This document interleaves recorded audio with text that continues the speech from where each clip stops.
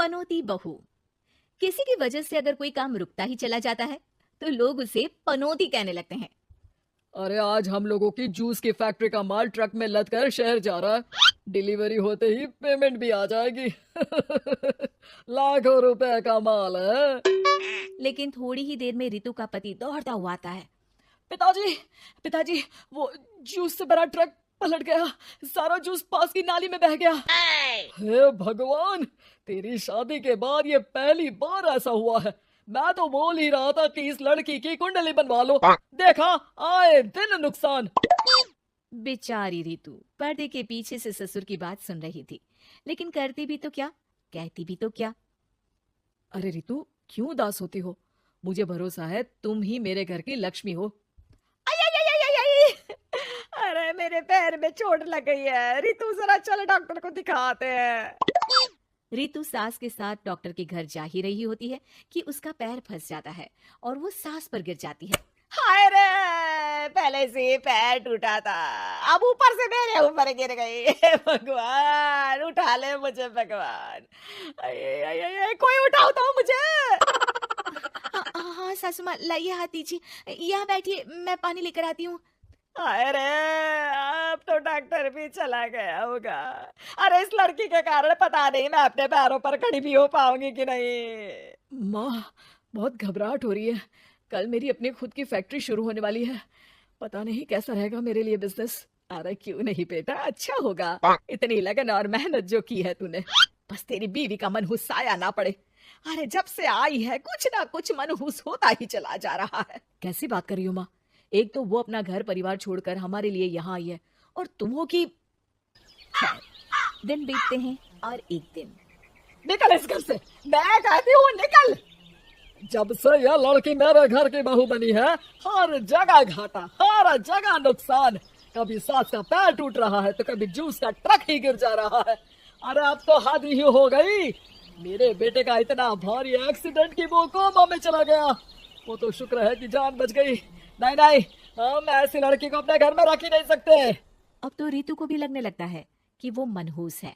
वो चुपचाप घर छोड़कर निकल जाती है। चलते चलते रितु एक जंगल में झोपड़ी में पहुंच जाती है, जहां एक साधु तपस्या कर रहे होते हैं। आ गए बेटी, क्यों परेशान होती है? ये तो जीवन का नियम है। इंसान हमेशा नकारात्मक चीजों को ही सुनता, देखता और समझता है। किसी की अच्छाई उसे नजर ही नहीं आती। आपने मुझे बेटी कहा है तो शरण भी दे दीजिए बाबा। मैं आपका सारा काम कर दिया करूंगी, बस आपके जीवन में मेरे जैसी बेटी की वजह से कुछ बुरा ना हो। साधु आंख बंद करके मुस्कुराता है और रितु उनके घर की बेटी बन जाती है। पिताजी, भोजन तैयार है, आकर खा लीजिए। बेटा, जो भोजन तूने बनाया है उसमें सांप का जहर है, वो खाकर मैं मर सकता हूँ।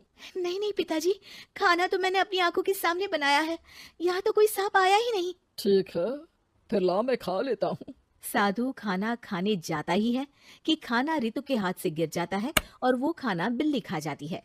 बिल्ली उस खाने को खाती ही मर जाती है। नहीं पिताजी, मैंने खाने में जहर नहीं मिलाया। मुझे इस बात का पता नहीं पिताजी। मैं ये बात जानता हूँ, खाने में जहर का मिलना और इस खाने का गिरना ये तो पहले से ही तय था। इसमें तुमने कुछ नहीं किया है बेटी। रितु समझ नहीं पाती कि क्या हो रहा है। वो रोने लगती है और साधु को अपनी सारी कहानी सुना देती है कि कैसे उसके ससुराल वालों ने उसे पनौती मान लिया था। साधु मुस्कुराकर कहता है, बेटी, क्या चाहती हो तुम? क्या तुम जीवन भर यहाँ रहना चाहती हो या फिर अपने ससुराल जाना चाहती हो? पिताजी, मैं ससुराल जाना चाहती हूँ क्योंकि वहाँ मेरी जरूरत है। मैं चाहती हूँ कि मेरे ससुराल वाले मुझे पनौती यानी कि मनहूस ना समझे। उन लोगों को पता चले कि मैं उन लोगों का भला ही चाहती हूँ। ठीक है बेटा, ऐसा ही होगा। तो कल मेरे साथ चलना। दोनों अगले दिन रितु के ससुराल जाते हैं, जहाँ साधु के साथ रितु को देखकर सास कहती है, अरे वाह रे करम चली, हम लोगों के घर में तूफान लाकर चैन ना मिला तुझे। जब जादू टोटका करने के लिए ये बाबा बाबा बुलाकर किसी को लेकर आई है। नाना माँ जी, ये तो मेरे धर्म के पिताजी हैं, मुझे ससुराल वापस छोड़ने आए हैं।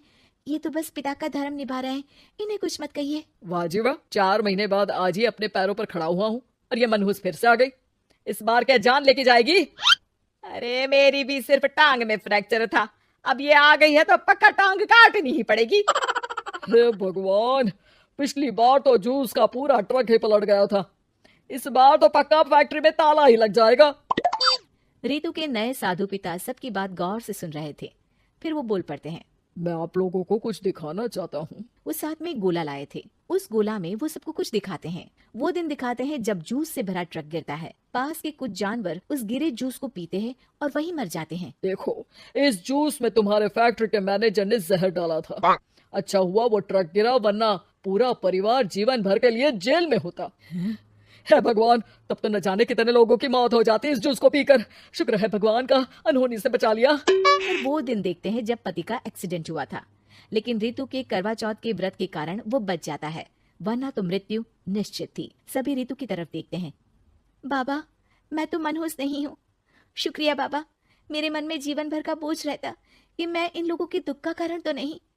नहीं नहीं बेटा, मनहूस तो ईश्वर किसी को नहीं बनाता। हर चीज का एक वक्त होता है और जो होना है वो तो होता ही है। मुझे माफ कर दे बहू, तू तो इस घर की लक्ष्मी है, रक्षक भी है। हम लोगों को माफ कर दे बेटा।